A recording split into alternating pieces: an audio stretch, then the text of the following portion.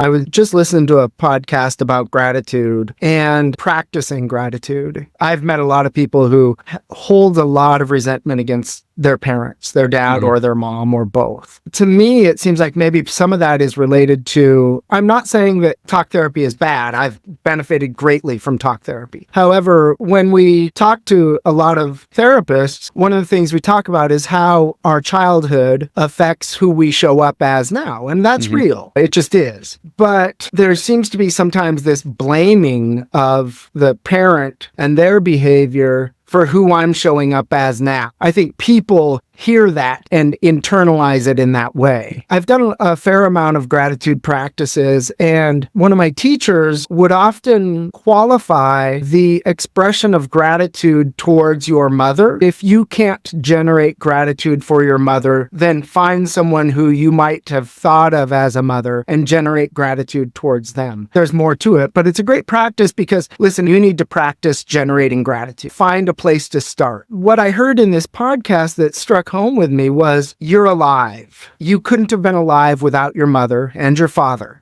Are you grateful for this opportunity to be alive and show up in the world? If you're grateful for that, then you can be grateful for your mother or father, regardless of whatever else they did, even if they gave you up for adoption and you never knew them. I think that's a touch point for gratitude towards parents that I'd never really thought about. I thought was a cool place to start. What is going on, everybody? Welcome to the BizDad podcast. Today, I am stoked to talk to Doug Whitewolf. Looking forward to, he's a newer entrepreneur, really working through the joys of starting a business. And I can't wait to kind of dig into some of that and talk about how he's kind of balancing that with, or I should say, working through that while being a dad of two kiddos. But before I go too far into telling people about who you are, if you can, Doug, go ahead and tell us about who you are, tell us about your family, and then tell us about your business. Well, all right, Adam, thanks for having me on your show. So I am Doug Whitewolf. My business is Transformation Math. I'm going to talk about my family first.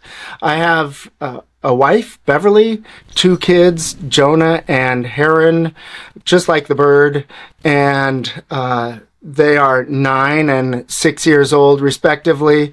And I live in a household which is intergenerational. We purchased the house and moved into it so that my parents could live with us.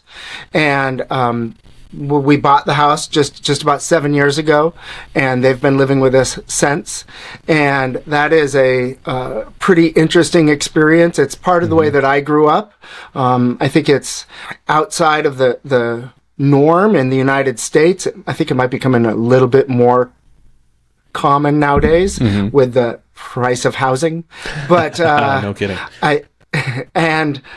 So my kiddos are involved in a bunch of activities. So we're running around and getting them here and there and setting up play dates. And it's one of the things that I'm really excited about my kids lately is we have a couple neighbors with kids about their ages, and they're just figuring out how to play.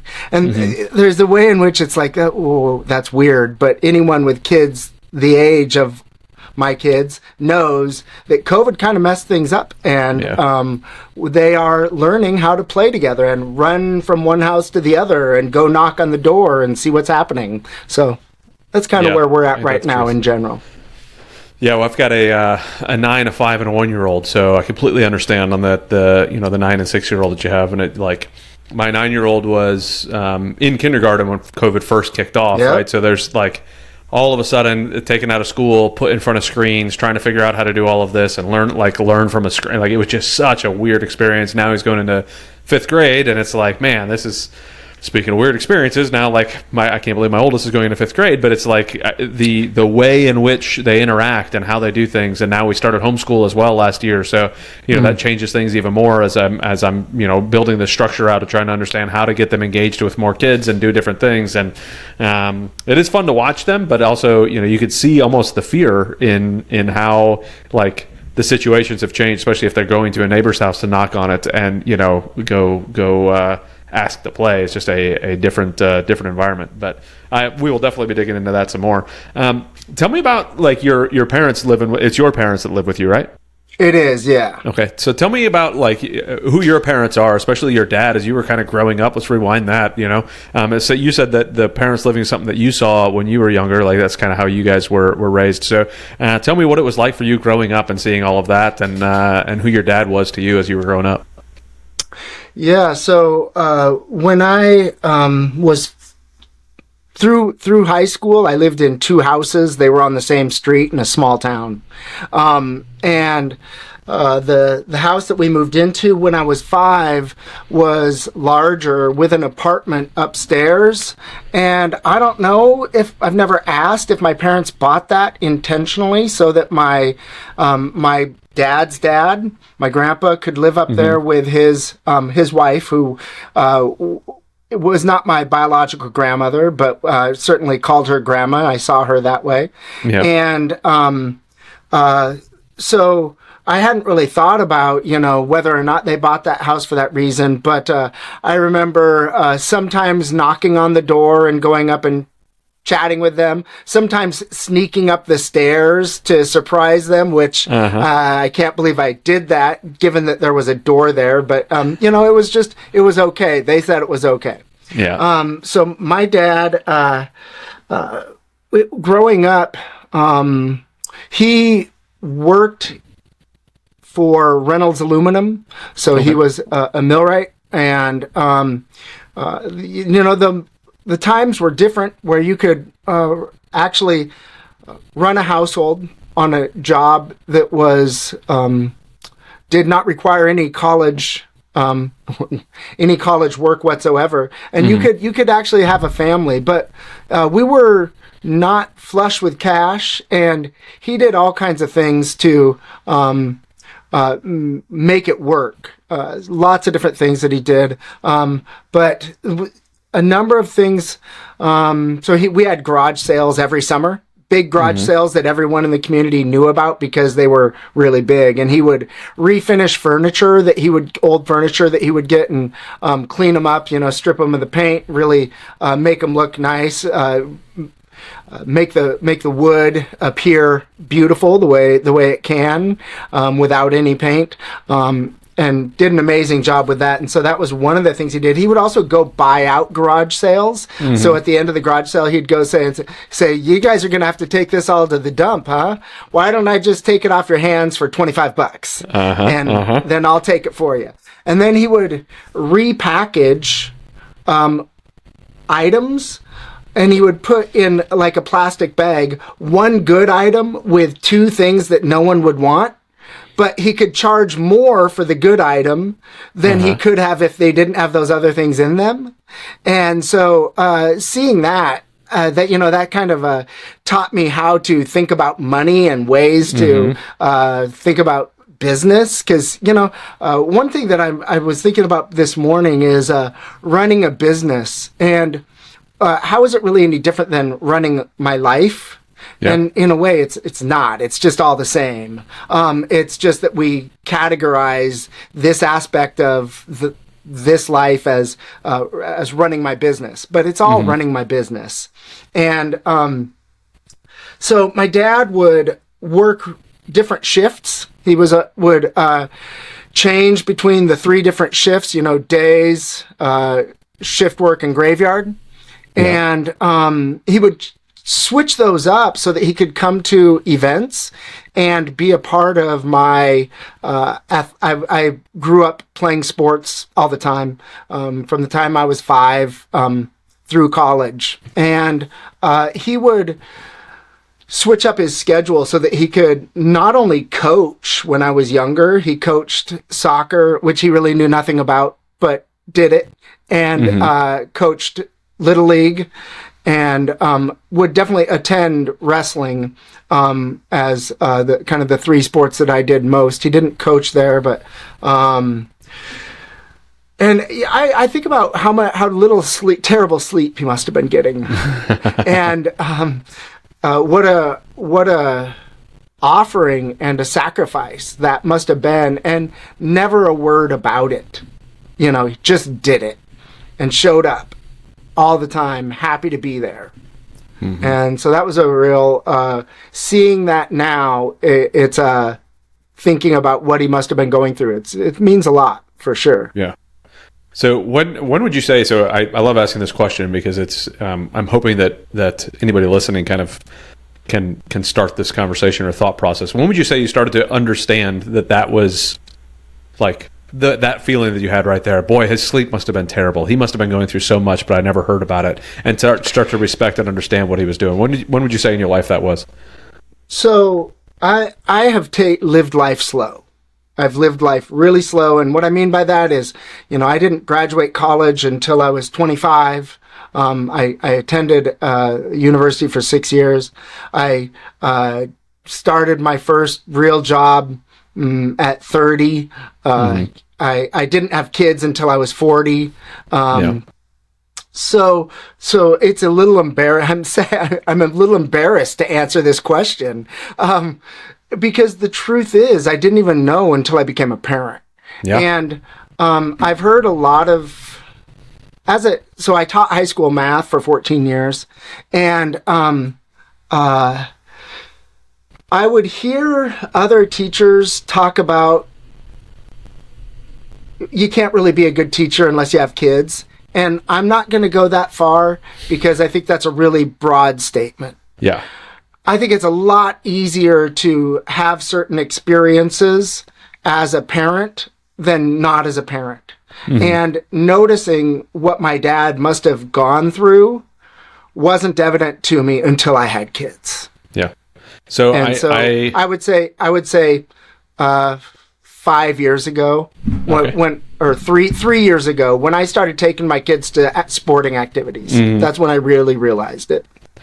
So I'd say you're not as far behind as you think, because there's a majority of people, a majority of men that I talk to still don't have that thought process and still haven't worked through the fact that they're holding on to stuff that they wish they would have got from their dad, or that they think their dad did wrong, or that, and it's one of those that the second you can kind of, or maybe not the second, it takes a little bit, but when you start to really step back and look at the life that, your dad may have experienced, and what he was still able to provide for you, even if, and these are the terrible spots, right, where let's say you have an extremely abusive father, right? If you could step back and say, what was it about my father that led him to be extremely abusive, right? If we could step back and kind of look through those scenarios and those classes and say, man, while I haven't talked to my dad in 15 years because there's no way I'm going to go talk to that evil, horrible human being, can we step back and realize what they may have done, or why it was they may have been living, and how sad this person must have been inside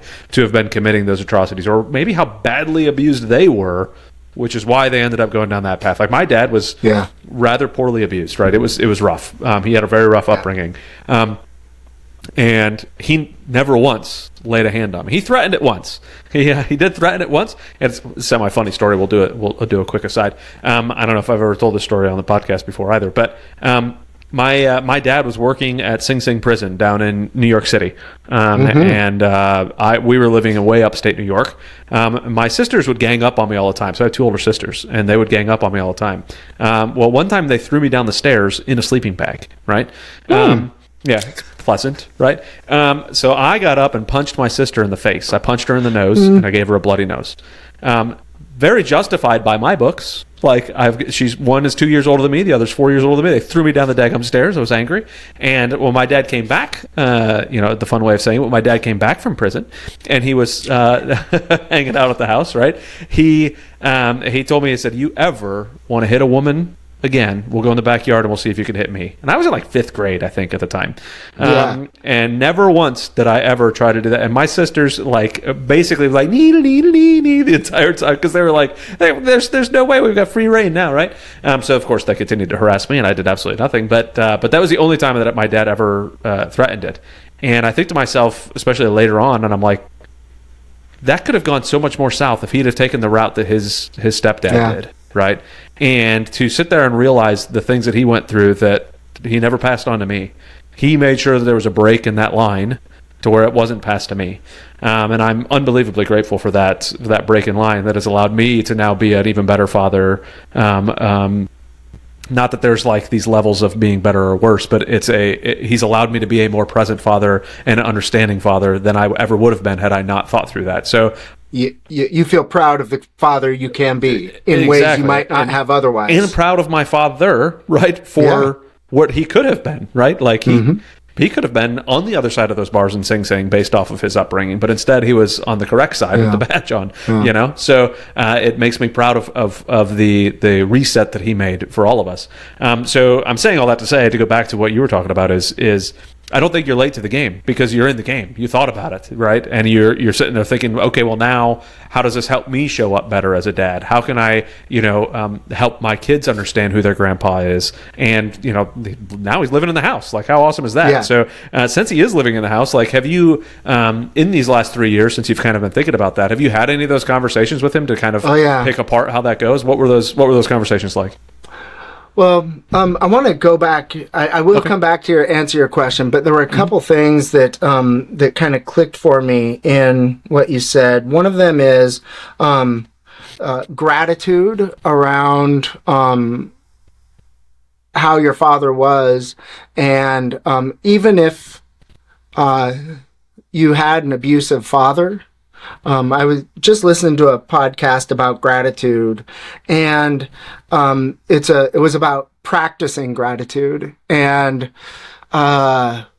we live in my experience is I've met a lot of people who hold a lot of resentment against their parents, their dad or their mom or both. And to me, it seems like maybe some of that is related to talk therapy. And I'm not saying that talk therapy is bad. I've benefited greatly from talk therapy.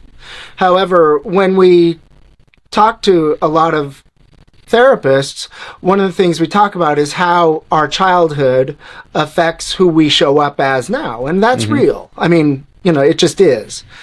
But there seems to be sometimes this blaming of the parent and their behavior for who I'm showing up as now. Yeah. And I'm not saying therapists do that. I think people hear that and internalize it in that way. It's so much easier to blame somebody else than it is to take anything on yourself. Yeah. Exactly. And so this podcast, I've done a fair amount of gratitude practices, and one of my teachers would often qualify the expression of gratitude towards your mother and if you can't generate gratitude for your mother, then find someone who you might have thought of as a mother and generate gratitude towards them. And I think that's a great practice, and there's more to it, but it's a great practice because, listen, if you can't, you can't, and you need to practice generating gratitude. So find a place to start. But what I heard in this podcast that struck home with me was, you're alive. You couldn't have been alive without your mother and your father. Are you grateful for this opportunity to be alive and show up in the world? If you're grateful for that, then you can be grateful for your mother or father, regardless of whatever else they did, even if they gave you up for adoption and you never knew them. And I think that that's like a touch point for gratitude towards parents that I had never really thought about. I thought was pretty a cool place to start. Yeah, I like that a lot. I really like. I mean, it's a like I was saying, there's and you're foot stomping there. Even if you were abused as a child, right? Like maybe it gave you a little bit more mental strength than you would have had. Maybe it gave you an understanding of how to show up better today, right? Because of that. That doesn't mean you're thankful that you got punched in the face by your dad or by your mom, or thankful that they beat you in one way or shape or form. But it's thankful that you can recognize how I can now show up better for my kids, how I can show up better for how I can support my wife better, how I can support my kids better, how I can show up better as an employee or an employer. Like that's something you can be grateful for. It's but it's all about perspective. If you have the perspective of to kind of go off of what you were saying more, I think we live in a world right now in which we celebrate victims and victimhood as opposed to celebrating adversity, and breaking through adversity. We'd rather celebrate the fact that somebody's a victim for one reason or another. And we're all victims for one reason or another. It doesn't matter. I'm a straight white male, and I can promise you I can come up with 100 different reasons why I'm a victim in one way, shape, or form. It doesn't matter who you are or what you've been through. Everybody can. It's whether or not we choose to, right? I've got a thing on my board up here. It says the three monsters that we don't feed: resistance, distraction, and victimhood. I'm not going to feed a victimhood mentality. I'm not going to just sit here and be resistant to everything that comes my way, and I'm not going to sit here and thrive on distraction. That one right there is the hardest one for me, the distraction part. I tend to get a little bit too distracted, a little bit too easy. But that's a different story, right? But we're not going to feed those things because those are going to tear you down. They're not going to build you up. But no, I never really related it to the talk therapy side of the house, but it does make a lot of sense to me that, that's really, again, therapy I think is great. I'm right there with you and understanding and appreciating the fact that therapy is a great thing. But if all it does is cast blame somewhere, there's a book Jocko Willink wrote called Extreme Ownership. I don't know if you ever read it, but it is phenomenal. He's a former Navy SEAL, and he talks about extreme ownership. And he's like, look, you could have had absolutely nothing to do with the decision making, but own the outcome. It's yours. Like, just what could I have done to make things different? And if we all have a little bit more extreme ownership, I think that ends up being a lot better in both business and family and everything. So, sorry, you got me on a diatribe. I like what you're saying. You're good. You're good. I love it. Related to all of this is a perspective I hold, which is really unpopular, like some of my perspectives, many of my perspectives. But I don't really believe in free will the way most people do. So when I think about ways in which someone doesn't show up as their best self, including myself, it's a little easier to forgive them if we, as you were saying, we take into account all the situations that shaped them to make them who they are. And so that ties in with a lack of free will in the sense that anyone who was exactly in that person's position, neurons, inputs, would have done the exact same thing. That's just the way all the inputs go together to result in a singular output. And some people can then take that and internalize it as having no ability to affect the world, or that their behavior doesn't matter because it's all just determined. That's, I think, confusion as well, and it goes in a different direction. And that's a book and a whole series of podcasts. So I'm not going to really go down there. But for me, I find it easier to allow people to show up as they are if I don't blame them for every choice that they make. No, that part I agree with for sure. I'd love to dig in a little deeper because I think this is going to be a fun portion of the conversation. But I definitely agree that I don't want to blame somebody for how they show up. Their experiences are going to be way different than mine. My experience, I'm a military veteran who's been to Iraq and Afghanistan. I know plenty of military veterans who've been to Iraq and Afghanistan, have been through more and less than me in those environments, and react way differently than me in various different scenarios, right? So that's where I kind of look at it and go, anybody in those same, anybody with the same, obviously if they have the same exact neurons and the same exact experiences and the same exact everything, they're going to end up being this, it's the same person essentially. But our ability to think about how things go, right? Because we could play that game and say the same exact person with the same exact neurons and the same exact everything who all of a sudden wanted to create transformation math, created transformation math, and that's why you created transformation math. But I think that there was obviously an experience in your life that made you kind of go, you know what, I want to try something different than being a teacher for the last 14 years. I want to go somewhere else. There are plenty of people who've been a teacher for 14 years and decided to do exactly what they're doing. So I'm wondering how your thought process works in that when I look at like the abused abuser cycle, where not everybody who is abused will become an abuser, but you have a much higher likelihood of being an abuser if you were abused, right? Yep. So people in the what could be as close to the same exact experience, getting abused by their dad over and over again, ends up being somebody very different compared to somebody else. So kind of how do you work that through in that theory that you have? Well, good fortune really is it's turtles all the way down from there. And what I mean is they happened to have different neurons that made them a person who has a different kind of compassion and empathy, and resulted in a decision to not pass that on.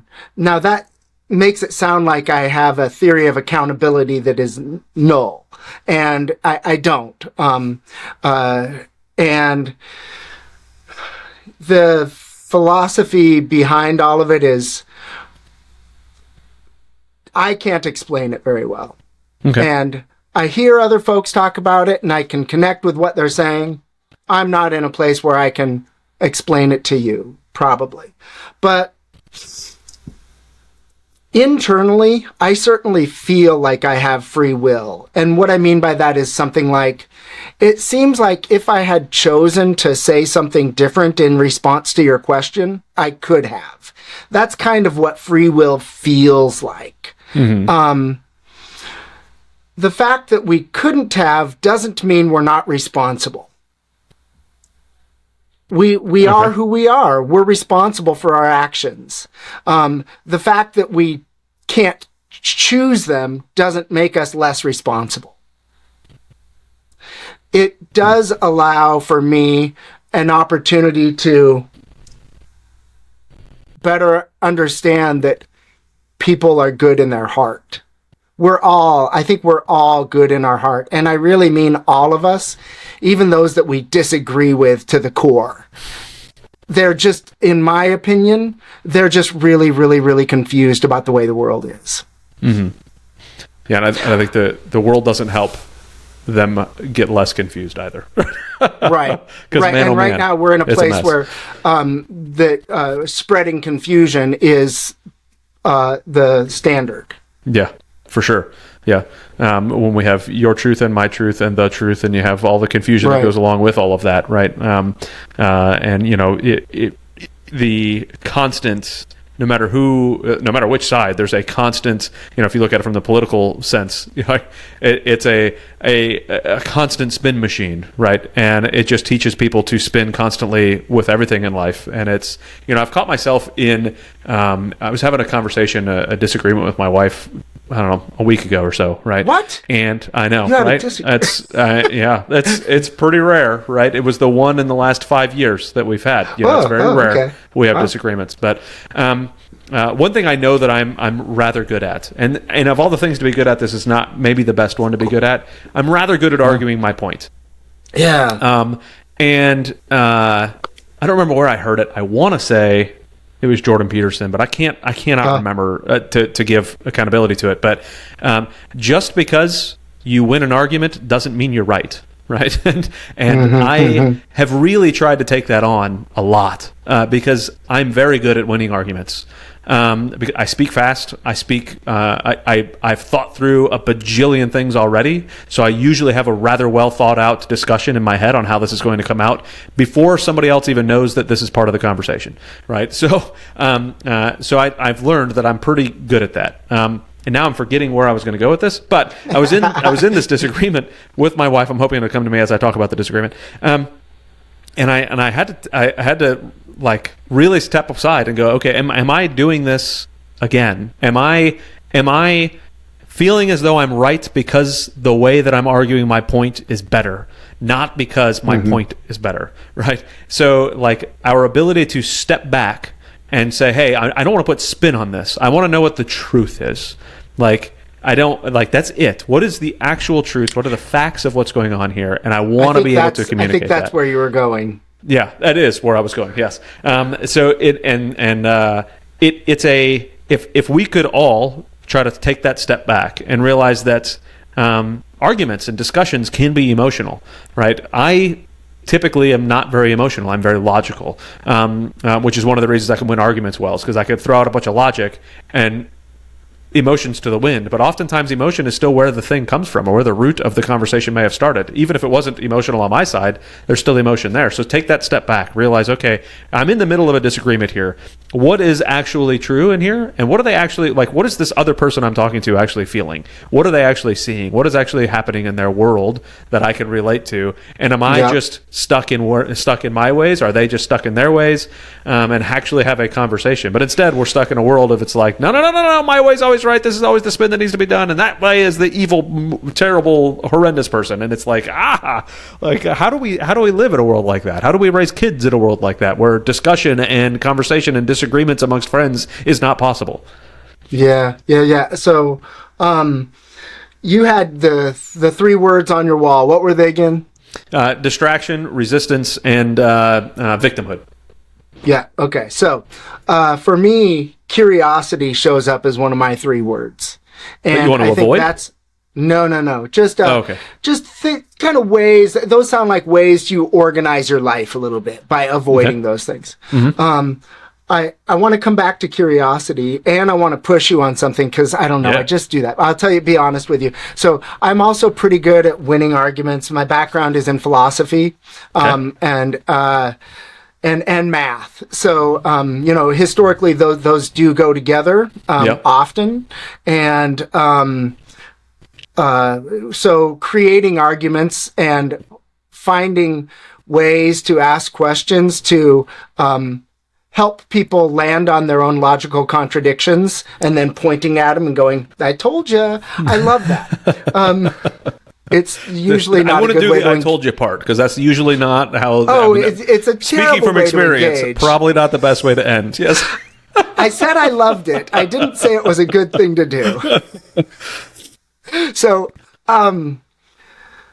I'm right there with you, and I want to come back to curiosity. But the thing I want to push on is you saying you are not an emotional person. And the reason why I'd want to push on that, I don't really know you, Adam. So I don't have any very minimal understanding of your internal landscape. Well, had you listened to more of my podcasts, then you would know me a little bit more.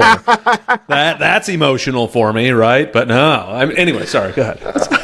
I just hit my headphones and triggered some music. I hope we didn't hear that there. No, you're good. All right. I'm gonna close Spotify here. Sorry for the plug. And the reason why I want to push on it is because I think that there is this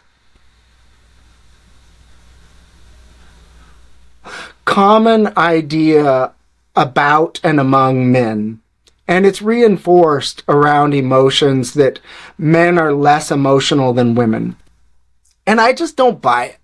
I think that we are taught that we should be, and I think that we're taught that one of the really good emotions that we can always go ahead and project is anger. And one of the things that I've learned through talk therapy, to bring up another point, is that anger is often talked about as a secondary emotion. And in that sense, other emotions arise, negative emotions, usually, things we call negative emotions, and fear being probably the most common. And then the response we have to that, because we've been taught that the way to project that emotion out into the world is through anger. So we have a fear, we experience it, we don't respond to the fear, we convert it to anger, and then we go ahead and we touch that, and we're good with that because that's what we're allowed to express. And I want to encourage you and anyone listening to touch that first emotion, and with a little more care. And I don't like calling anger a secondary emotion, because in my opinion, what it does in talk therapy is it it pushes it to the side and it acts like it's unimportant. They often talk about anger being a sign that we need to do something. I hear that a lot. But what they don't talk about is, I think, anger being an emotion just like all the others. It is, and we can go ahead and experience it. And if we can get to a place, and this is what I try to really reinforce actually in my teachings when I'm working with a student, is that if we can have an experience arise within the context of math, usually it's fear and frustration or something like that. And if we can go ahead and feel it and notice it and then go, oh, there it is. Now I'm going to go ahead. And what happens when we have that fear? Well, fight or flight. Yeah. Chemistry starts flooding our body and our brains. And in fight or flight, we aren't in a place to think clearly. That's just, we're supposed to run or fight. And we shouldn't be thinking clearly because that takes up calories and it takes up energy and that's not what we need to be doing at that time. So as soon as that emotion arises, we take a few breaths, and we trick our brain, right, into recognizing we are safe. We are not in a situation of danger. But that's what those are for, is situations of danger. And so when we can breathe into that and let it be, well, it's going to pass. Yeah. And then we're going to have an opportunity to make a choice about how to respond. And when we trick our brains into the truth, which is we're not in danger, then our brains send out the signal to the rest of our body, hey, chill out, everybody, we're good. And then we come back into a place of stasis where we can actually have some good, clear thinking so that we can go back to math in the case of a tutoring session, or into a place of connecting with our love, who we want to do that with. And so that's one of the real teachings that I focus on with my kids and in sessions, is that it's really about that space between the emotion arising and when we act. Yeah. And in general, that space is really small. It's a small amount of time because we act out of habit. And if there is freedom, going back to that conversation, that is the only place it ever lies, between an arising and our response. And if we get to choose, that's the only place it ever happens. And we rarely ever do that as humans, myself included, certainly. Yeah, I'm not sure you're actually pushing back on me much at all. But I love where you're going with this, right? So, because anger is still an emotion. So people who act out in anger and say they don't really have many emotions. Well, no, you're just only choosing the one as opposed to working through more of them, right? And when it comes to my wife and my kids, those are some of the few times that I do have like true emotions. Like I could be brought to tears in a matter of like 5 seconds when it comes to my kiddos. And I don't know what it is. Sometimes they'll just come up and give me a hug and it literally washes over me like I'm just like an emotional ball. Like it's like, man, you guys are amazing. But when it comes to how I face the rest of life in most cases, I tend to just have a logic brain. Like I stay pretty easy going. I don't really get angry about things. I don't really, and I think I'm going to open my dog's window so he can stop shaking the thing. Yeah, you're good. I'm gonna adjust my sitting. I'm gonna go to sitting. All right, you do that. I think it's Brene Brown. My desk is acting crazy. No problem. That's what you get for having one of those crazy stand-up electrical desks. Yeah. But I think it was Brene Brown that talks about your first thought and your second thought, right? Like you don't you can't control the first thought, right? Some crazy things pop up in our brains, right? You can't necessarily control that first thought. It's the second thought you can control. And if you can figure out, she's got the 5-second rule is another one of Brene Brown's books where she talks about counting backwards. When you feel if you could start to be aware of how your body reacts in certain scenarios, and you could catch the first thing that happens, right? It may not be the thought. Maybe the thought is what triggers that first feeling, but maybe it's some angst inside of your stomach. You just feel it coming, and now you can go, this is the beginning of me feeling panic. This is the beginning of me feeling scared. This is the beginning of me feeling angry. And then you can catch yourself and say, okay, let me count backwards from 5. Get to 0 and say, okay, what is actually going on here? So that you can control that second thought is how, because we're all going to have emotions. Everything's going to be brought up in one way, shape, or form. And being able to control that second thought is what controls the response as opposed to reaction. Because to me, a reaction is just a quick, this is what I'm doing, where a response is measured and thoughtful. If you could do that and assess what's actually happening, then you can actually respond to a situation as opposed to react to a situation. There are some cases, I've been in them in my life, where it is the life or death thing, right? Like I need to react, but you need to react with training and experience, not with pure emotion. So it's a work in progress. And I love to hear, you mentioned it with your kids, both in your business and your own kids, how you kind of communicate that with kids to kind of redirect back onto that. Like that excites me because I want to be able to do a better job with that with my kids because they tend to react a little bit more than respond. And I'd love to hear kind of how you have those conversations with kids. Yeah. And of course, respond to anything else I said because I rambled on a little. Oh no, geez, you rambled. If I listen back to this, which I don't know that I will, but if I do, I certainly ramble, and I'm not going to apologize for it. Okay, good. I don't need you to. You invited me on here. It's true. It's valid. But how to do it with the kids? Well, the first thing we started doing was is really having to be in tune with your kid. Because if you're not in tune with what's happening for them emotionally, then you're never going to be able to catch any of it. So really noticing what's happening for them.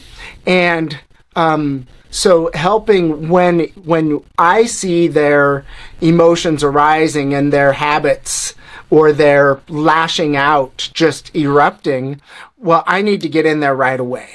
And the first thing we do is usually hold them. It started when they were a couple years old, when they started lashing out in ways, is we just hold them. And I would then, I would start humming, just a and then a big breath in. And then I'd walk over to the window and I'd look out the window with them. And we happen to live in a place that I feel really fortunate about, that when I look out the window, I see trees. And so I think connecting with nature in the midst of that eruption when, as you said, Brene Brown says, controlling that second, or I don't know if it was controlling, something like that, controlling that second thought. I love Brene Brown. I think she does a lot of good. The idea of controlling a thought isn't something I, obviously, based on what I've said, think that we can do. But I think that we can allow space for other thoughts to arise, and at a minimum. And that's maybe semantics in some sense. So when they were really young, just humming and breathing, and I don't even have to tell them what I'm doing. But what they started doing was calming themselves down when they get upset with humming and breathing, because they see that it affects them in a way that they're better able to be, easier to just respond to the world. It's a more pleasant state, and we often respond to things that lead to better outcomes, we choose those outcomes or those actions. So that humming and that breathing is something that they started doing without ever talking about it. Now, as they're getting older, something I've heard, and I'm still fortunate enough to experience it, is little kids, little problems. The older they get, the bigger they get, the more complicated the scenarios are that they're having to navigate, that we're having to help them with. And so, I'm still mostly dealing with little problems. But now, though, we talk about the importance, and they're talking about it at school too. They get opportunities to practice different kinds of breathing. We use the Calm app that has different breathing pattern suggestions, and for different things. And it's nice to be able to talk about what those breathing patterns do to our physiology that triggers our brain, that then reinforces something in our physiology, and helping kids to understand the connection between the brain, which is our cognitive experience. It's all of our experience, basically. It's a physical representation of that, I would say. And the rest of their body, talking about that connection is pretty important. So it gets more complicated. I can talk more about with my 9-year-old, and my 6-year-old definitely listens into this stuff, and he's catching on to things that my 9-year-old wasn't exposed to. Having the younger, you know what that's like. Hard also to a related thing is to say no to the 6-year-old about things that the 9-year-old is doing. Or we go to a water slide and he can't go on it because he's too short, and he doesn't want the older one to go on it. Anyway, all those things are connected to this idea of cognitive capacity too at different ages, and making sure that we're talking to them in ways that they're able to connect with. And it's different for every kid, so you got to explore what it is, and I need to keep exploring because it's always changing.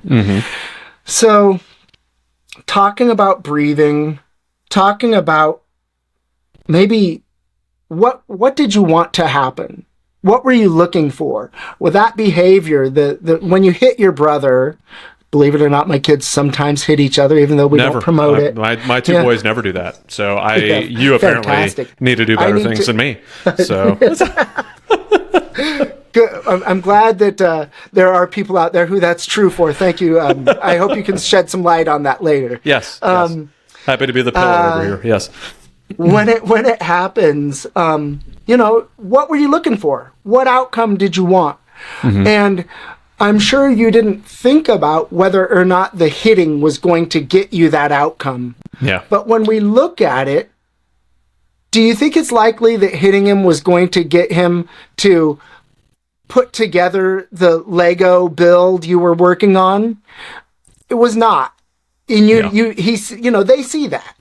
And I say, so what could you have done? And really just digging into that idea of that you talked about before is it's a self-reflection, and helping them self-reflect, and connecting with, and how will you do that next time?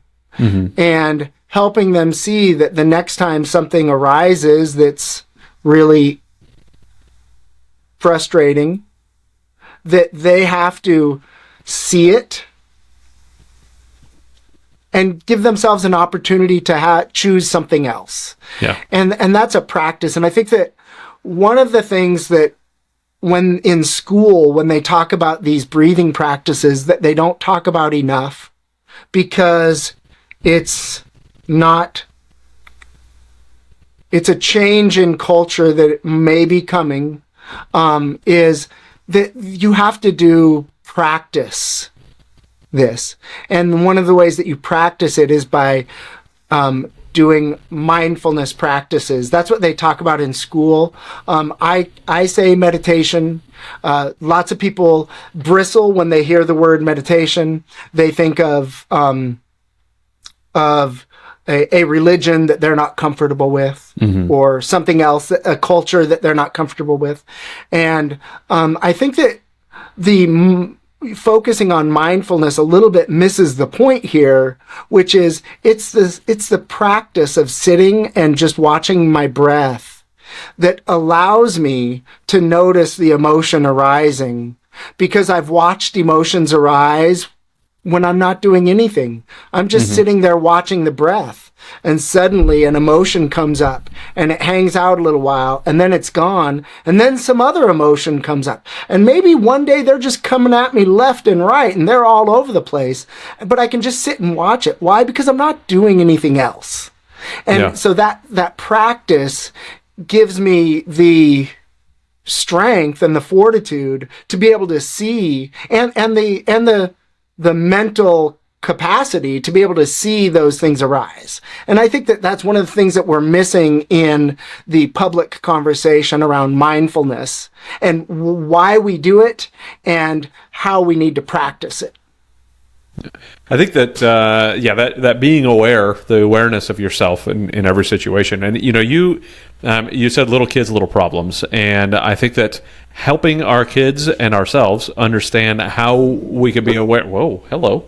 How we can be aware of. No, sir. Mailman or something must be going by. He's not pleased. I don't know how well that shows up on the audio, but if we don't help our kids get control of the little problems, then those big problems are going to be out of hand.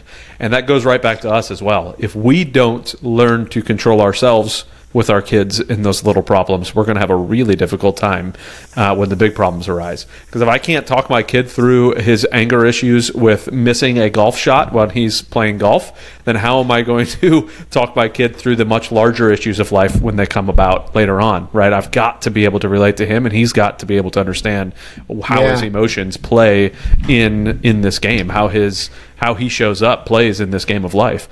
Yeah, and he needs to be in a situation where he trusts you enough to hear what you're saying. Yeah, because if I don't think that happens unless we have that relationship. You have to build that relationship and show that I care about your little problems.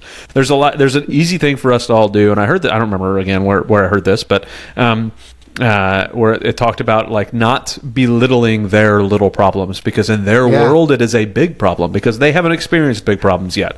We have, so we know that getting a B on a thing in school is really not a big deal, and is not going to ruin their chances of a good future, right? But to them it is. Or we know that little kid at school at the playground telling him that he's a big meanie is not the biggest thing in the world, but to him it is right now. To her it is right now. Like, that's a big thing in their world. So let's recognize that in their world it's big, but we still need to help them as they grow realize what is big and what isn't. But right now that is for that child. That's like the biggest thing in the world that's happened to him.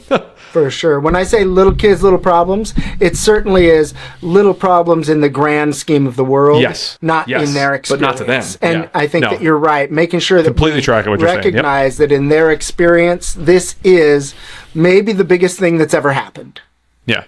I think in our brain, we as dads and moms can say little kids, little problems, not something I'm going to relate to my kid, right? But because to him, it's a big problem, right? So as we're talking about it, yes, we understand their little problems, but we need to treat them and help them experience these problems and work through these little problems, because man, oh man, big problems are going to arise.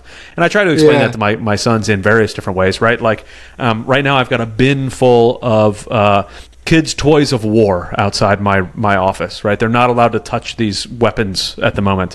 And it's been like 2 or 3 weeks since I haven't been allowed to touch them. Because the oldest decided it was a cool idea to, after I just got done telling him, like, where do we shoot? Center mass, right? I don't want you shooting your brother in the face, right? First off, it's funny because as a military guy, that's where we shoot, right? Center mass, that's where you aim. Well, it's also funny that the language center mass is clearly within your scope of experience. Yes, exactly. Yes.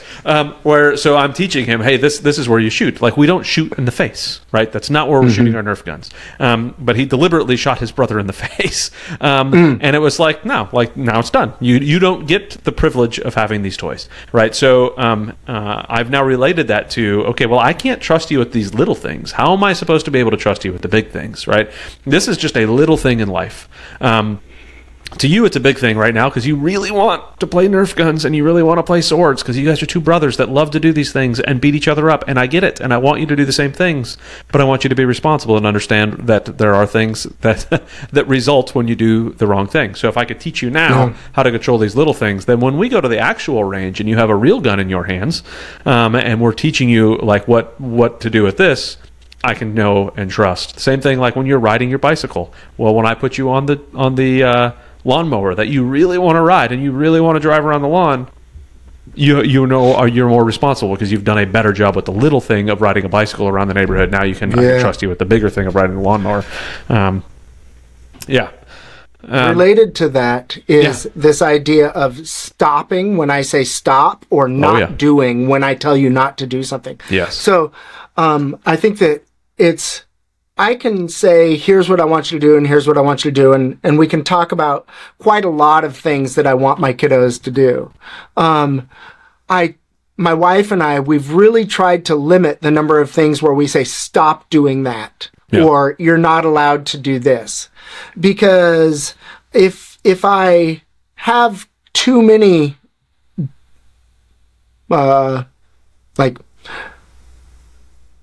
too much not and don't and stop and then they become meaningless. So we really try to limit how much we say, but when we say stop, you stop. Yeah. And if an adult says stop, you stop. As long as they're a trusted adult. Yes, exactly. And we talk about why. It's because when we say that, we more than likely think your safety is at risk. And so we're not going to say stop or don't unless we think your safety is at risk. So you got to listen. And if you don't listen in the little ones, then the time when you're crossing a road, maybe you thought it was safe, maybe you didn't look, and we say stop, we need to know that you're going to stop, just like you said. Yeah. Yep, absolutely. So there's, I want to kind of go over now to the business side of the house, a big pivot, right?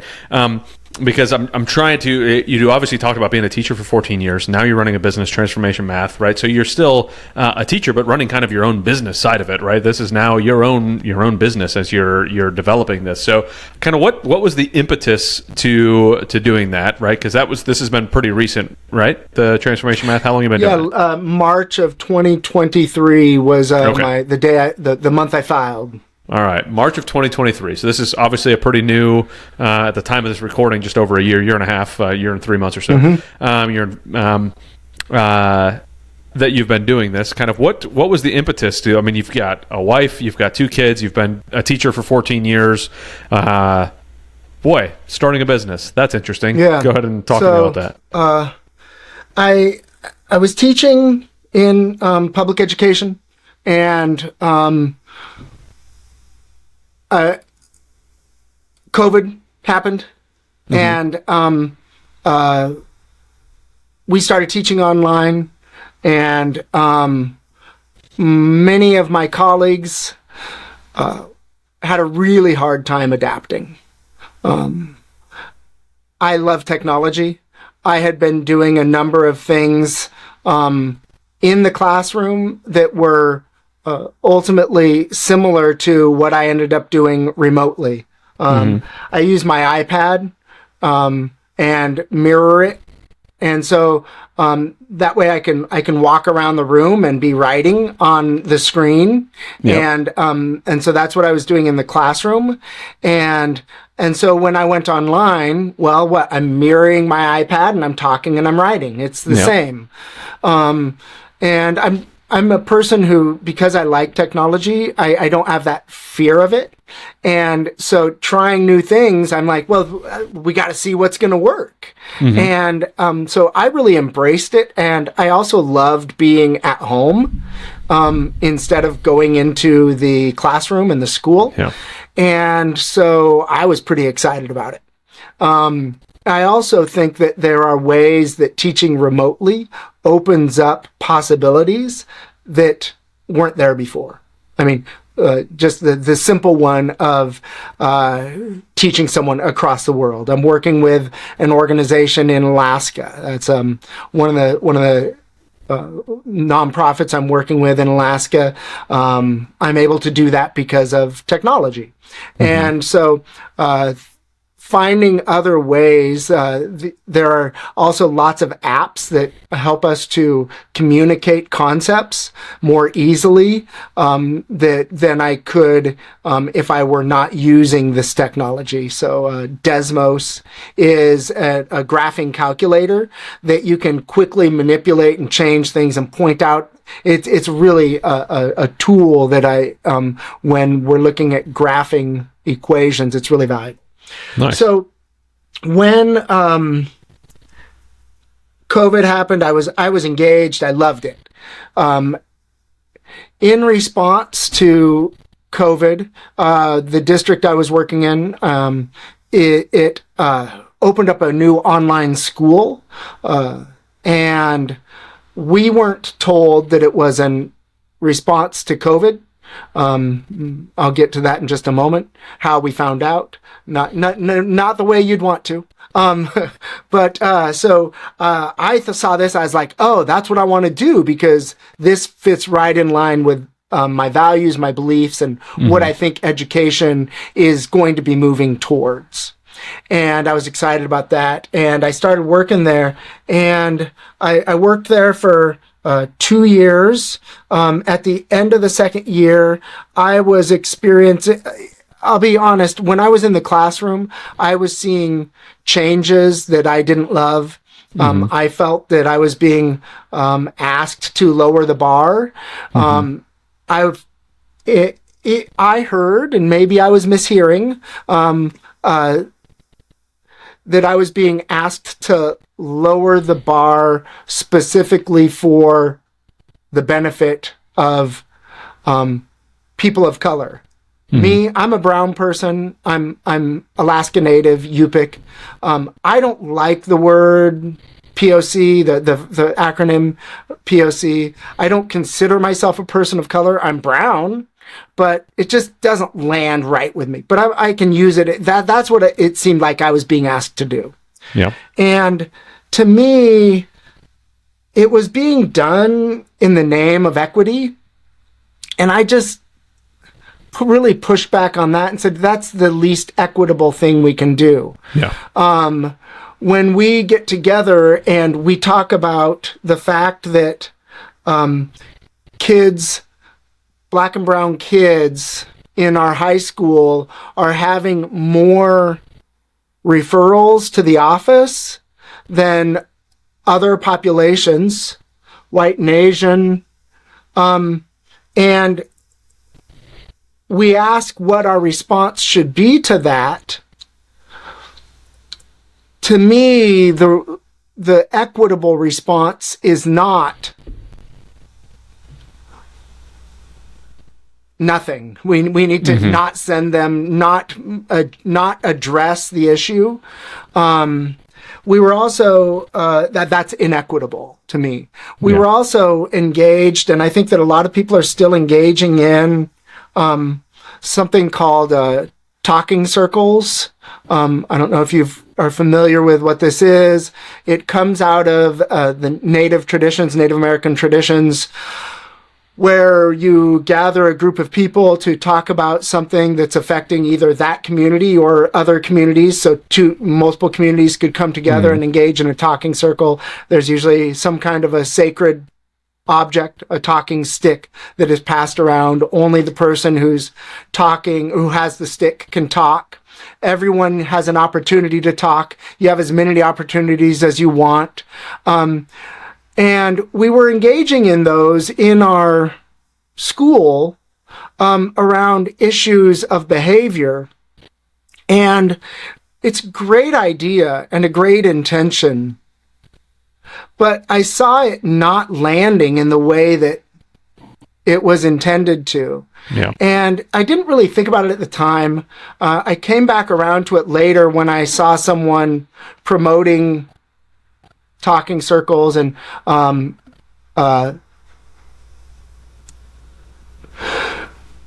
the people who are leading these talking circles have not been trained by individuals who have led talking circles from the communities where these talking circles arose.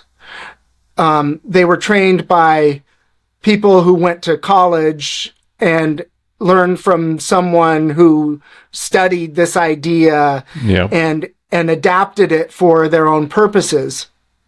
And so there were, I wrote a blog about it, and the talking circles, everyone's there by choice, and they're there to find a solution together. And in schools, those kids didn't have a choice about being there. Yeah. And the idea that they were engaged in the conversation to find a solution to their behavior, they can smell the gunk on that. You know, it's like we're telling them, you are going to be a big part of the solution to whatever's happening for you that's causing you to act in this way. And the kid's like, that smells like a bunch of bull honky to me. And I kept it PG there. Yes. And so they know that, and they see it as nonsense, and they engage with it as nonsense. And I've heard a lot of people talk about, oh, well, we could do this or we could do that to, engage them. And I just don't see it. Also, the talking circles really need to come from the culture in which they are engaged. It can't just be this standalone object that is not a part of the culture. And that's what it is, in my opinion, in these school systems. So I was seeing stuff like this around equity that was just driving me crazy. And I come from a poor family. Like I said, my dad did amazing things to make it work for us. Yeah. And when I look at the amount of money that he made, I'm like, how did I have the life I had? Yeah. And, it's remarkable. But I grew up pretty poor, and I lucked out. Again, no free will means that anything that's come good to me is not really like a result of all the choices I've made. I've lucked out. And the thing that does for me, though, is I really want to provide opportunities of luck to other people, and to put them in a place to land on luck as well. And so after 2 years, I had requested an opportunity to take a leave of absence. And as soon as I was afforded that opportunity, March 2023, I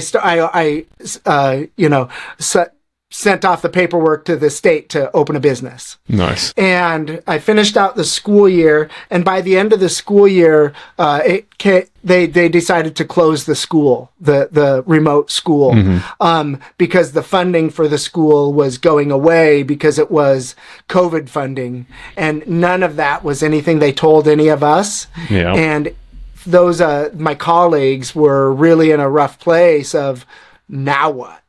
Yeah. Some of them didn't even live near the district that we were teaching in, and they had to make choices. And it was really, really a terrible situation. Bad form on the part of the district, in my opinion. So there are about 100 different things that I'd love to dive into there. But you were about to say something else. Sorry, I interrupted you. Yeah. So that's kind of where my my origin story comes from, and it's wanting to present opportunities to folks who need them most and can least afford them, because on average in the United States, educational opportunities are most often presented to the wealthy. Period. Yeah. And I also want to say, I'm a big believer in public education. I think it's super important. And I've had the opportunity to experience public and private education. And in my experience, and I've argued with lots of people about this, not many of them who have experienced both public and private education disagree with me. There's a difference. And it's noticeable. And it's shameful. It is shameful that our public education system does not offer the same high quality education that a private education does. And I'm not saying it's everywhere, but on average, what I've seen, that's what I've seen. I've got about a bajillion more opinions on that as well, because I do agree, right? I put my kids in private school at first, and now I homeschool. And I was a public school kid. My wife was a private school kid. And when I grew up and I went into the military, I told myself, oh, I'm so glad I went to public school. It prepared me for so much of craziness in life and all this stuff. Like, I'd already experienced all sorts of craziness. And, I had a graduating class of, not massive. I think we were somewhere around 375 people or something like that in my graduating class.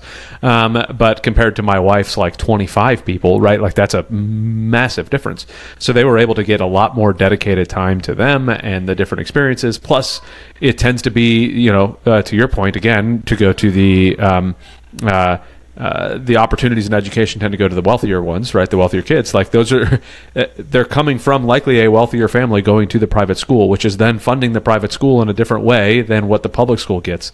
Plus, they don't have to, they get to keep their standards where they are. They don't have to drop their standards to one level or another for one reason or another. That the public school, because there's so much government involvement in it as well, don't get me involved in the government involvement side of it, because I'll go off on a tangent. Because that's what hurt you guys with the COVID side of the house too, right? The government got involved.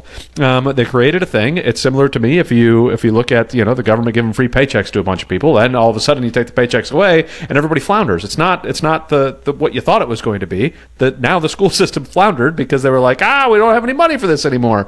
Well, yeah, because it was built off of a structure that was not designed to be built off of. Like, you built it off of the wrong structure, right? So goodness gracious, again, I could have a bajillion ways I could go with this, but I do want to try to stay semi-disciplined and stay on the business side of the house, right? Because it's what you are telling me is, wait a minute, you saw a problem, you figured out a way that you wanted to solve it, so you created a business, which is how like 90% of businesses that are going to be successful are created. So like the building of this, what was the structure kind of behind this business side? How was the conversation with your wife on like, let's build this thing and get it rolling and see what it does? Yeah.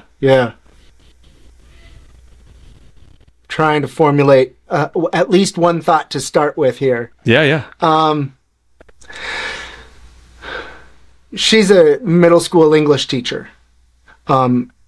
She's a couple years further into her career than I was.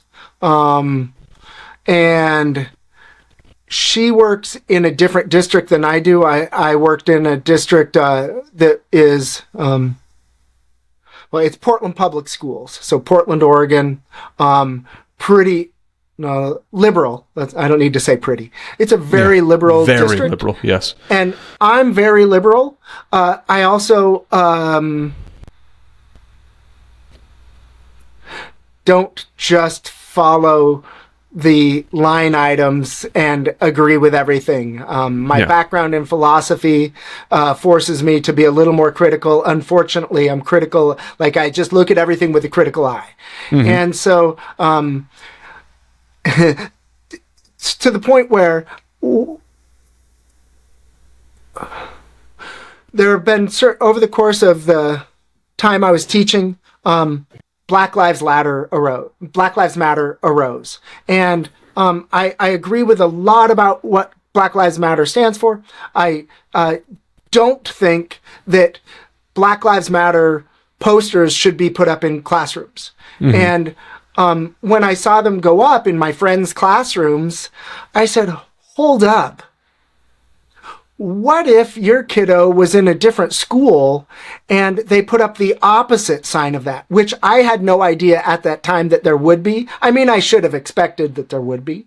Is there an opposite sign of that? I don't know. I think it was the All Lives Matter Okay. posters. Boy, I would have a hard time saying that's opposite, but okay, I get the idea. Yeah. So from their perspective, it certainly was. Yeah. Certainly was. And I think that it arose out of a place of opposition. Mm-hmm. Again, I don't want to get too political here, but I said, what if that were going up in a classroom in your kid's class? How would you feel about that? And they would say, no way. That would not be okay. And I was like, then you shouldn't put it up.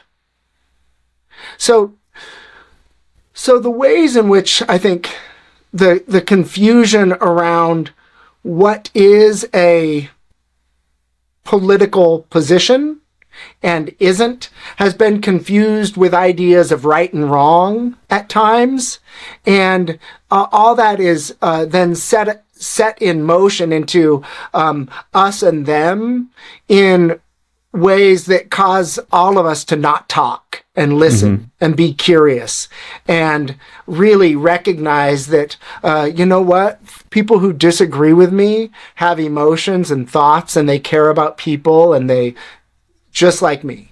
Yeah. And so there's not been enough starting from that position, in my opinion, in conversations. I like you. I can go off on tangents, I guess, and I'll try to bring it back. So when I saw stuff like that happening, I couldn't take it. I couldn't participate in it. It felt like a broken system to me. Mm-hmm. And it felt like it was doing harm to the people that need the most help. Yeah. So much agreed. Just broke my heart. And so when my wife, as I said, she worked in a district where things weren't showing up yet. Responses to behaviors were still being addressed, not in a perfect way. And yes, Black and brown kids were having higher incidences of referrals. And there are lots of reasons for that. But they were still addressing them. And so she said, I see where you're coming from. What are you going to do?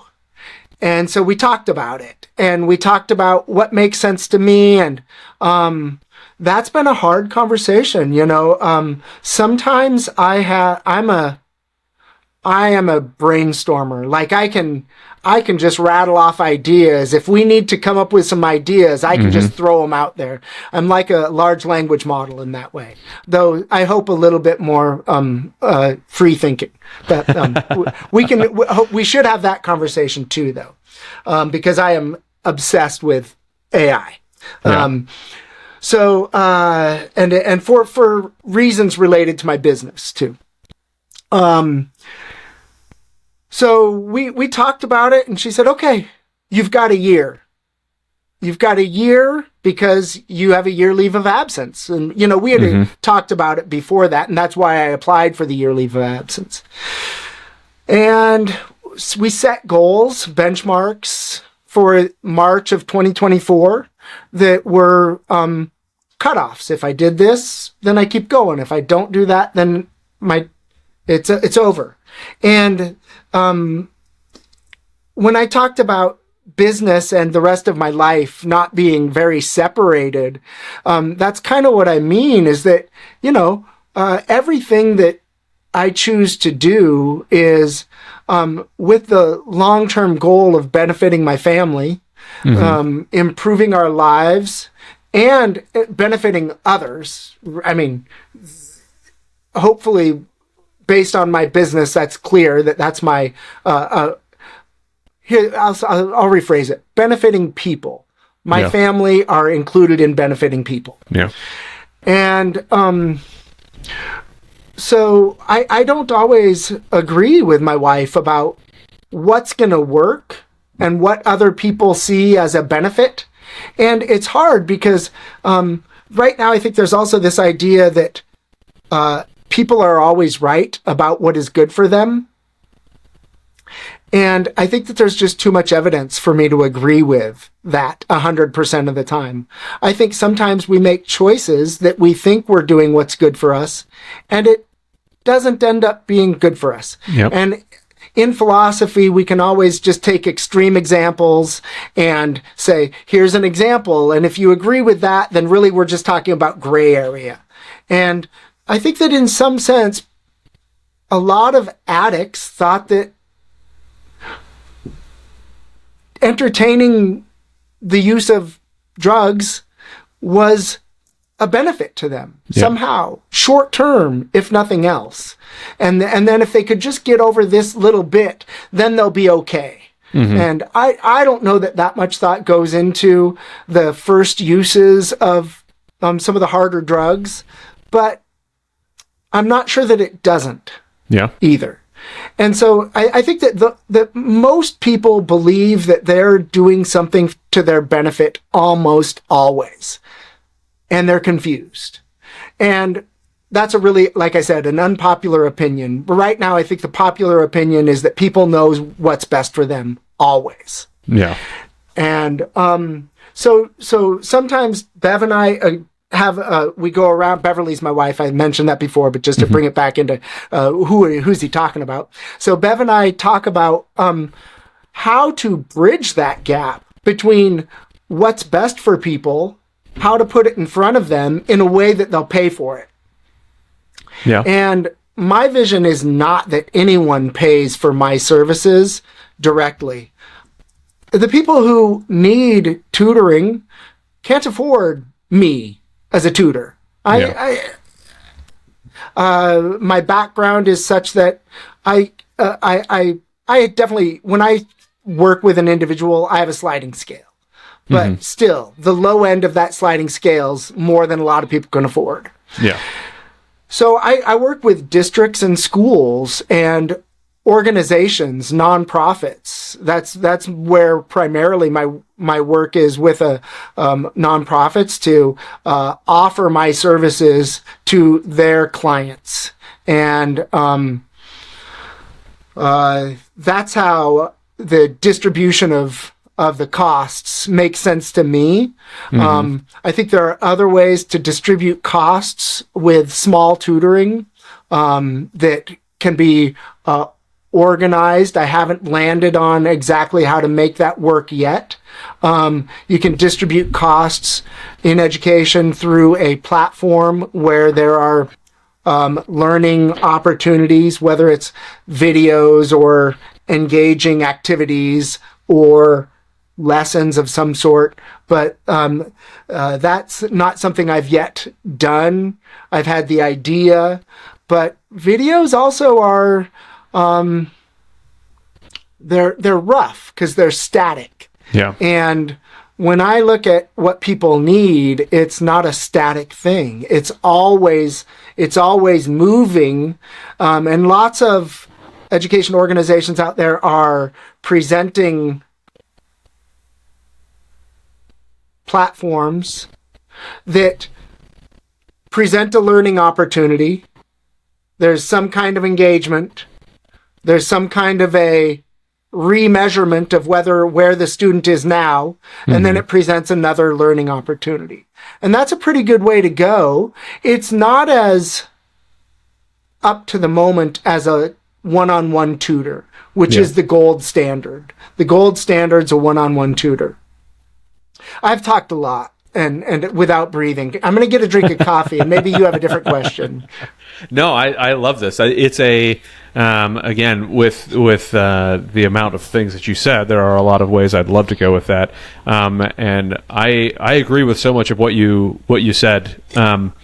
And I think that from the business perspective, the fact that you're angling this towards institutions and whatnot just goes to show. Boy, I don't know how loud this dog toy is on this, but man, oh man, it sounds like a little puff puff. It's not a lot. Oh, thankfully, yeah. Here you go, dog. Take that. Goodness gracious. I don't even know how we got it in my office. But the need for...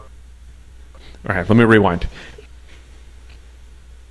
Bringing the standard down is going to do nothing but fail more people, right? And that goes across the board. If I bring the standard down to allow you into the most prestigious university in the world, then all of a sudden you're in the most prestigious university in the world because the standard got dropped for you to get into it. And now all of a sudden you're in a scenario that you probably shouldn't be in to begin with, and you're next to people that perhaps are at a much higher level than you, right? And now I'm hurting you in the long run. What I should Unless be doing they drop the standard too. Unless everybody gets the standard and then dropped, it just right? goes all up the scale. And then- I mean, and it's then what do you everywhere know? and into business and everything. No longer the most prestigious university, no longer the most prestigious employer, no longer the most because everybody's dropped down to the same standard. As opposed And we're to no trying to longer bring people driving up. on bridges that I want to go across. No, exactly. Or getting on airplanes that I want to fly on. I'm not. No. Yeah.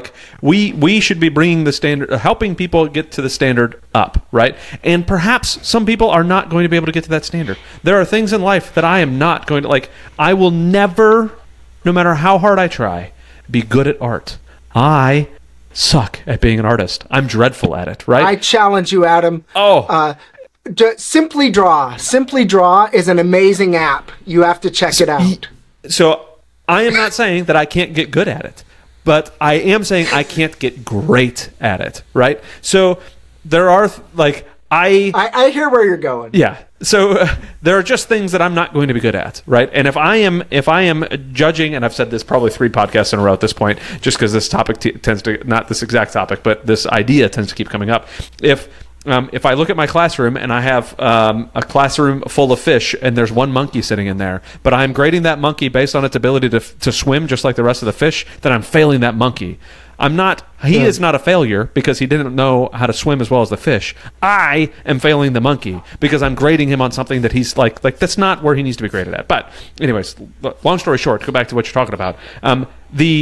The business model I really like because now you're driving to have other people pay for the, okay, I got to get rid of my dog out of here. It's driving me nuts now.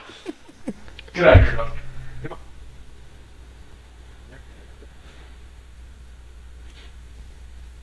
Making it impossible to have a conversation in my brain.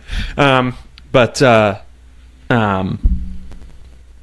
to me, this is one of the many reasons I love. So I'm a Christian, and I love the fact that my church loves to be involved in the neighborhood and to give back. And we do back to school drives all the time where we give backpacks away and we do all of this stuff because I think that that type of charity, that type of work should be done from within the community and should be done from places like my church and places like the synagogue down the street, places like that. We should be supporting each other very well, to the point, preferably, that the government doesn't have to come in and support, because the government should be focused on, in my personal view, protecting us from other governments trying to do stuff to us and that type of thing, right? Giving us that life, liberty, and pursuit of happiness. Not giving me happiness because they can't give me happiness, but allowing me to have the pursuit of happiness, right? And you driving towards this goal, this mission to provide education to a community group, especially that cannot afford it themselves, is phenomenal to me. And to go to these other areas that are more than happy to, not all of them, but a majority of them are more than happy to support in one way, shape, or form a business that is trying to do better for people, right? And when we're trying to do better for people, that is as you have found out, I think it was before we hit the record button, just because you're doing good for people doesn't mean your traction is going to be easy, right? It takes work and it takes a lot of effort, and it is exhausting. And we mentioned it beforehand that you have to decide every day that you still want to be an entrepreneur and run this business and drive this thing forward and make the right decisions to be able to move this company forward. And when you have a solid why, which it sounds like you do, why you are going after this, it helps you to kind of move forward and keep going on a day-to-day basis and keep making those phone calls for people to partner with and keep making those phone calls for your students so that you can see success in their life. And that to me is what business is really all about, right? Is you got it. If you're doing it just for money, then you're obviously doing it for the wrong, not you personally, but if one is doing it just for money, then they're doing it for the wrong reasons. Your business is likely not going to do great if all you're doing is seeking money. There's got to be something else that you're going after in the process. So a couple things funny there. we do have to make money, or we can't do the good. Oh, don't you know or it? we can't do the good. Yeah. So there's that. So full transparency here. I don't know how long I'm going to be in business. I don't know. I just had a conversation with Beverly yesterday, re-examining where we are and what we need to do as a family and what our options are and what our plans are under those different options and what are we going to choose.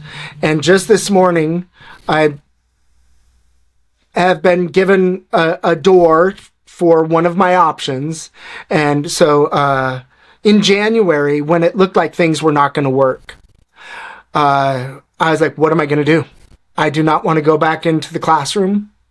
I reapplied for another year of leave. They said no. I was like, but you're laying off all these people by about March when I was applying for it. You're going to be laying off all these people. So there's going to be people who want the job, even temporarily. And that was one thing they said is, but they don't want the job temporarily. I was like, really? Are you sure about that? And so I put in a request for them an appeal. I appealed their decision, and they pretty much came back quickly with a nope, not granted. And 2 weeks later, after they're doing all the informing people about the layoffs, they called me and they're like, "Do you still want that?" I was like, "Yeah." I was like, "What? You guys, you really didn't see that coming? Yeah. Come on." So anyway, I was granted another year leave, which means that in August of 2025, if I want to go back to teaching with my district, I can, which is a great safeguard. I mean, if that wasn't in place, I wouldn't be here with this business. But in January, when it looked like things weren't going to go, I was like, what else can I do? And we live in a neighborhood where there's a community pool, and we were up swimming in the pool, and I was sitting in the hot tub while my kids were in the pool, and I hear a voice that I don't recognize say, "Doug." And I look over, and he's like, "How's it going?" It's like, okay. He's like, "You don't recognize me, do you?" And I didn't. And it turns out, so I wrestled in high school. I wrestled in college. It was, it's a part of, it's a part of my core, how I would describe myself. I coached. It was a wrestler. He was a few years younger than me, 5, I think. After high school, I had went through some difficult times. Some interesting stuff happened. I coached for the 2 years after high school before I went to college and then wrestled. I coached him, and we started talking, and he's a police officer, state police officer, lives in the neighborhood. I didn't even know that. And we talked about a little bit about where I was and what I was doing. He's like, "You should become a firefighter." It's like, why? And I'm old. I don't. And he said, "Your age doesn't matter. They can't not hire you based on age." I know that's a law, but I'm pretty sure it happens anyway, that they reject an applicant based on age in some field, somewhere, sometimes. So I'm not 100% convinced, but I'm in pretty good shape, and, I take care of myself, and I passed the physical test, and, so I was like, okay, well, thanks for the advice. And I was like, I started talking to my wife, and a couple months before that, she had asked, "What would you have done if you hadn't been a teacher?" I was like, "I don't know, maybe firefighter." So it was like too much coincidence. And so I started looking into it, and I signed up to do an EMT course, an intensive course, and I did that, and learned a lot, and I went and I took the test, and I passed that, and I'm an Oregon EMT now. And I applied for some positions as a firefighter, but most of them require you to have a certification called firefighter 1. And even though they require you to have that, they then put you through the training, which is firefighter 1 in their department. But they still require it. And so I don't have that certification yet, so I'm not super high up on when it comes to interview possibilities, but I was offered a job as an EMT. And when I talked to the fire chief in the town where I live, he said, because getting a job as an EMT is your next step. Before all this. And that's why I did that. And so now I'm in a place where I have to decide again. And you said it's always deciding. And I'm also waiting to hear back from an organization that I worked with this last year that is like, it's my biggest contract. And it's my only real like firm, like this is something that could help a lot. And it's also, I see a organization that working with them allows other things to grow in ways. And there are other things happening, but nothing stable like this. And I'm waiting to hear back from them about what they want for the fall. And so I'm making this decision over and over again every day. And it is hard on my relationship with my wife because it's always a stress. It's always a point of deciding. And we have enough things to decide about with a 6 and a 9-year-old that we don't need more decisions. But it's always there for me and my business. And I'm sure it is for some other folks out there. So in that way, it's my life. I've had to kind of readjust my business to include just all of my life. That I'm running my business as my life, or I'm running my life as my business. I don't know, one way or the other, maybe both. No, I'm with you. Like, so I run an education company that teaches military members and veterans how to invest in real estate. And that's one of those that it's nonstop. There's always having to be decisions made in one way, shape, or form. Plus, I homeschool. I run this podcast. I'm working out of my home office. And it does have to be a constant conversation. And that's like with my wife, it's a constant conversation with her. Like, where are we going? What's going on with our personal real estate assets on top of the business stuff, on top of all the different things. And it is exhausting.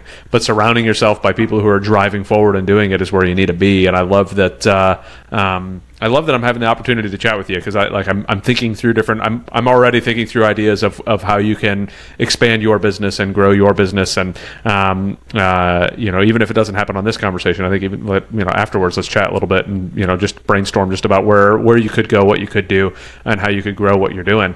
But I love, I kind of want to wrap it up at that point, just because I think it's a crescendo of all the stuff we've been talking about. And in so much that, and let me explain what I mean by that, that the conversation with your wife are not easy. These are big problems, right? That had you not already worked through some of the little problems in your marriage, this could be a massive problem in a marriage, right? So I think it's extremely important to, not only with your kids, to work on those little problems that we talked about before, but also in your marriage. Because if you don't work on those little problems are all of a sudden massive problems when a big problem does arise, and it can really drag people apart. The communication that at least you're alluding to, and I hope is happening often, right? In making sure that the two of you guys are on track with each other. Whether or not you agree with exactly how it goes doesn't necessarily matter, but the fact that you agree that you guys are in it together is where it really matters. And having those conversations and then bringing the kids into it, right? And having those, so there's, since I'm in the real estate world, there was a lot of people for a long time telling everybody they should quit their W-2 and go become a real estate syndicator, go out and buy apartment buildings and get a bunch of investors. And it's a terrible idea, right? I mean, it worked out for a lot of people, especially in, the late teens. 2017 to 2019, it worked out really well for a lot of those folks, because that was like a boom in that business. But the W-2 really can save your butt in a lot of ways. And the fact that you're keeping that option there available for you can save your butt in a lot of ways. Some people look at it and say, oh no, you're just giving yourself an out so you can quit whenever you want to. And that's No, that's, it's not a burn the ships moment. It's no, I need to be wise with these decisions that I'm making. I've got a family that I need to support, and I want to applaud you for looking through these lenses the way you are and pushing through. And I really do. I want to do what I can to help your business grow in any way possible, and that whether that's in doing this podcast, conversations afterwards, whatever the case may be. I think I'm loving what you're doing. I love math. I do mostly underwriting on the real estate side of the house. Me and spreadsheets, we get along pretty well. Doesn't mean I'm in love with them, but I do like to work on them because they do a great job for me and they help me out in what I'm doing. It's just the way that you are going about your business is awesome to me, and I love it. So can I interrupt really quick before we get out of here? No, you're not allowed to. This is my monologue, and that's it. No, please interrupt. So kind of two things that I see there. One is spreadsheets, and I'll come back to it, and I'm just saying it. And my friend has a strategy he uses is he holds his finger and he attaches the idea he wants to remember, and then he puts it down on the table. And I don't know if it's going to work. I wrote it down, so I'll come back to it if it doesn't. All right. So, but the other is about communicating with my wife. And because we're on here talking about, it's the Biz Dad podcast, when I was thinking about being a dad, there are single dads out there, and there are single moms out there, and they're doing, they're doing their best. They're doing a great job. I don't know what they're doing. But when I'm talking about my own experience, I can't talk about being a dad without also talking about being a partner. Yes. That's just me. And what I mean by that is I think Bev and I are unusual in the amount of discussions we have when it comes to making an agreement before we talk to the kids. When they come and they ask us a question, they know we're not going to answer it. We talk separately, and then we come back and we tell them what we've decided. Mm-hmm. And so when I say we don't need more decisions, that, there's kind of that. It's we've chosen this path, which is always showing a combined front. This is our answer. This is the family answer. Yep. And when we go and we talk, sometimes it's hard. We disagree. But then when we come back and we talk to the kids, we even do this thing where we say 1, 2, 3, yes. Or 1, 2, 3, no. Because we don't want to be one of us to be seen as the good guy or the bad guy as well. We have to be seen as we agree about this, we're doing it, we're both the good guy, we're both the bad guy. You can't play one off the other. I know I did that growing up sometimes. Yeah. And we're not playing a mom and pop game in this house. Yeah. No, I don't want my kids to ever think that is a thing that they can do. Yeah. And so that's the one thing that I kind of, when I was thinking about coming on your podcast, that's something funny that I was experiencing, this idea of I don't even know what I can say about being a dad without being a husband and a co-parenter. I tell that to people all the time, that the best decision you can make in your life, the one that is going to make the most difference in your future, is who you marry, right? Like if you can marry the right person and be in alignment with that person, you can conquer the world. Like there's no, and we tell the same thing to my kids. Like there is no mom and pop. There is no my answer is different than dad's answer, or mom's answer is different than dad's answer. If it's a complicated decision, we go through, we go in the window, we go in the bedroom, we discuss it side by side, and we walk out side by side with one unified front on where we're going with this. So completely love that. Thank you for hammering that. Yeah. And then the other thing is spreadsheets. Mm-hmm. That should be its own class in high school. Oh, you think? If not earlier. I mean, there's this pushback in education around calculation and the ability to calculate addition, subtraction, multiplication, division. there's this pushback against it, which I think is really confused and frustrates the heck out of me, because it's hard to do really good conceptual thinking if you don't understand the mechanics. And so I see that pushback against calculation as a mistake, but I also see that the lack of utilization of tools is a mistake. Yeah. And in mathematics, applied mathematics, which my background in philosophy, I'm not going to lie, I love concepts. I will explore the heck out of a concept. But for most people, if you're not applying it, it just doesn't matter. Yeah. And so the applied side of mathematics, Excel has won, as far as I can tell. And so we need to be teaching kids how to use spreadsheets so that they can apply whatever it is they're trying to figure out on a platform that can help them. Yep. No, I completely agree. I think that spreadsheets, I wish I would have, so I tell people all the time that I wish I would have realized how much I loved learning. Let me rephrase that. I wish I would have never stopped loving learning, because I used to love learning, and then I hit junior high, and girls started becoming pretty, and friends started to mean a lot, and it was like a switch. I just kind of shut it off, and I said, okay, learning isn't as important anymore. And man, I think part of that is the school system itself, and part of that is, part of it is the school system itself, and part of it is, teenagers being teenagers. Like we're going to kind of experience life in a different way.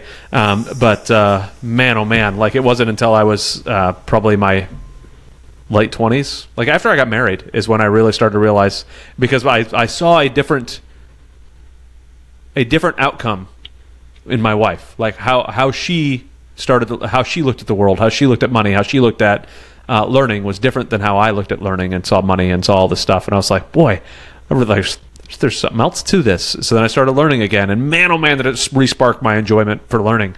Like, hence I rattle off like 5 books, like since we've been on this conversation, because feeding my brain is so important. I try to teach my kids that feeding your brain is so important. You don't ever want to stop doing that. Like, it is a muscle, and if you don't use it, you will lose it. You will lose your ability to think through situations properly if you're not doing it all the time. Curiosity is a practice in and of itself. Yes, it is. Very much so. And that was one of those things that you didn't get back to too awfully much, was curiosity. I put the note up here and I never went back to it. But it is extremely important to look at life with that curious brain all the time. And that's one thing that I love to do, which is where it probably drives my wife crazy, because, and I blame her for it completely, because like I was always curious, but now I'm curious at a different level because of the eye-opening that she gave me, right? But it's like, man, oh man, like, I hate the saying curiosity kills the cat, because man, oh man, curiosity created everything that's around us, right? There's not a thing in this world that we enjoy that did not come from a lack of curiosity. It came from curiosity. That is where all of this stuff comes from.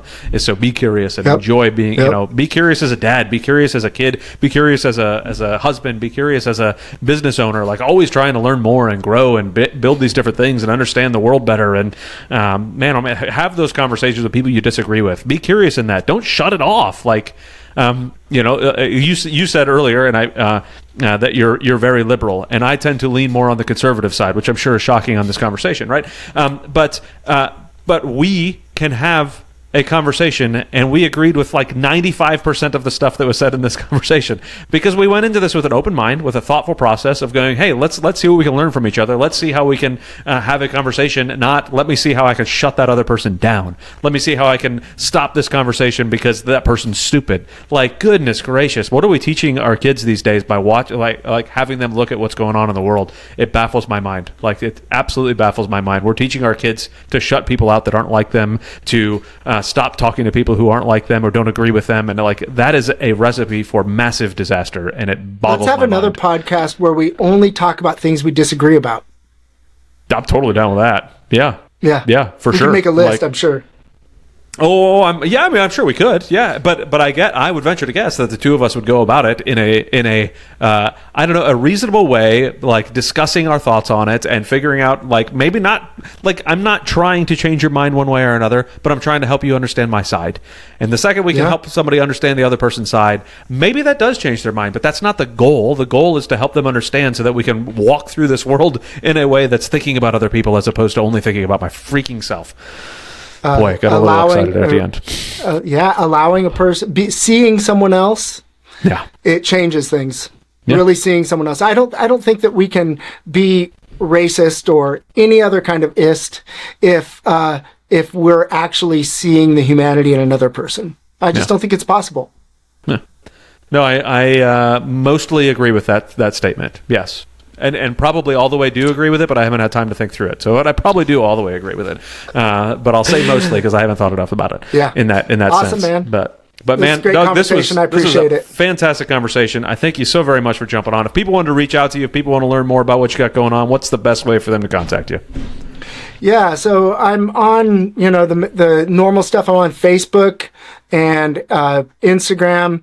Don't post there too much. It's just not about a lot of visual stuff mathematically that people get excited about. But and I'm on LinkedIn. It's all, you can either contact me, Doug Whitewolf, on all of them. Instagram, there is a different handle, but Transformation Math on all of them is my business handle. Awesome. All right, we'll have that in the show notes. But Doug, I thank you so very much for jumping on. Everybody who's listening and hanging out with us, thank you all for listening. Please like and subscribe. Leave some comments. Tell us about what you agreed with and what you disagreed with in a reasonable manner. We'd love to have some comments and go back and forth. Maybe that'll entice Doug to come back and actually watch this recording, or at least respond to some folks, right? So maybe I'll just go listen to some other podcasts. There you go. I like it. But thank you all very much. Thank you again, Doug, and we'll see everybody on the next show.